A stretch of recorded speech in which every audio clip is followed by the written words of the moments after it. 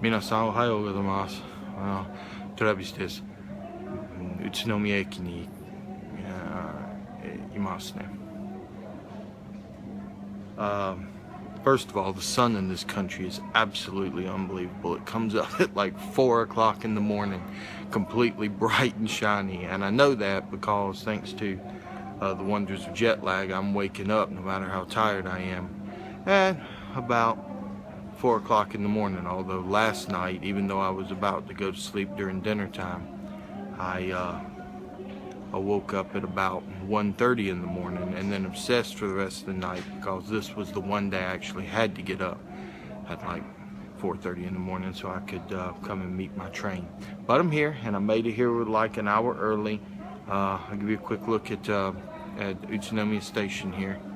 This is the platform area. They've only got two tracks here, so it makes it a little bit easier when you're trying to like track down what's going on with all the different trains. Basically, this particular station has just a northbound Shinkansen track and a southbound Shinkansen track.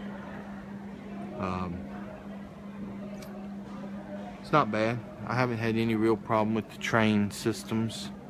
I realized that in my previous report I said I was going to dial in or check in again from several locations along the way, but you know, life just kind of got in the way. Well, I say life kind of got in the way. That sounds negative. What I mean is that I traveled for 30 hours to get here, and I've been, you know, awake every night when I shouldn't have been, and about to die to go to sleep every afternoon when I should have been wide awake. But it's not so bad.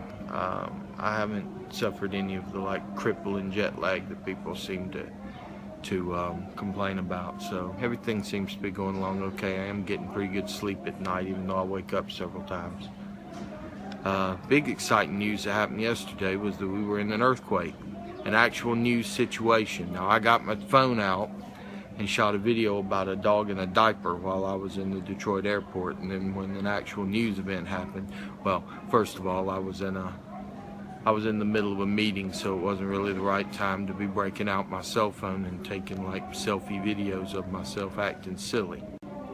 But second to that, honestly, it never even crossed my mind because I was actually in a holy mackerel kind of situation. I know the earthquakes happen every day here, and this one doesn't appear to have been anything, doesn't appear to have really alarmed anybody, though I am told that in Utsunomiya, Saitama Prefecture, which is where this epicenter of this particular earthquake was, as near as I can tell, it did warrant crawling under tables. Now, I just want you to know that if the people in the meeting that I was in had started crawling under the table, I would have probably just died of a heart attack. I nearly died of a heart attack anyway because after the initial rumbling started, my phone started screaming some emergency alarm and came up with a whole bunch of kanji that apparently says an earthquake is coming. However, by that point I was in basically no doubt that an earthquake was coming. The very interesting part of the whole thing was that something I never realized about earthquakes is that when they stop, they just stop. This one was rumbling along there pretty good, and the building we were in was swaying a little bit back and forth, and I was with some other people who weren't really acting very panicked, so I didn't worry about it too much either, other than the fact it was my first earthquake, and you know, the earth is quaking. But other than that, it didn't seem to be too serious. And after, I don't know, I would say somewhere between 5 and 10 seconds, not actually a very long event, well, maybe a little longer than that from the whole time, maybe more like 15 to 20 seconds, but there was a sudden, just sort of abrupt jolt, and then just completely peaceful and calm. It was a very, very interesting experience. I've never been through anything like it before.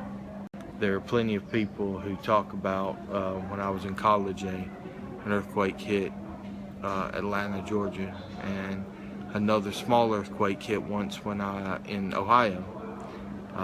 Those were all moments where people asked each other, did you feel that earthquake? I thought I felt an earthquake. Did you feel a little bit of an earthquake? No, there's no doubt. When the building is shaking and it's rumbling, no, there's no doubt. I'm not saying those weren't earthquakes. What I'm saying is that if you're asking people, did you feel that? Yeah, because apparently this was not a very strong earthquake. I think the news I read said it was a magnitude 5.3 in Saitama, which is like 40 minutes train ride from where I am. It's like about halfway between here and Tokyo, I think. So, you know, it's not a great distance. It's maybe somewhere between 50 and 100 miles. I have no concept of distance when I'm dealing with riding on these trains. But it was close enough. So I have a friend that's in Tokyo right now. She said that she felt it pretty strongly, and I'm in Utsunomiya now, and I felt it pretty strongly. And as I said, someone I know was actually in Omiya, which is close to the epicenter at the time, and they said they were hiding under tables. So yeah, that's my big exciting news for the trip. So again, one actual news event happens, and my excellent camera persona, sparkling wit, and just general charm were nowhere to be found. Because, yeah,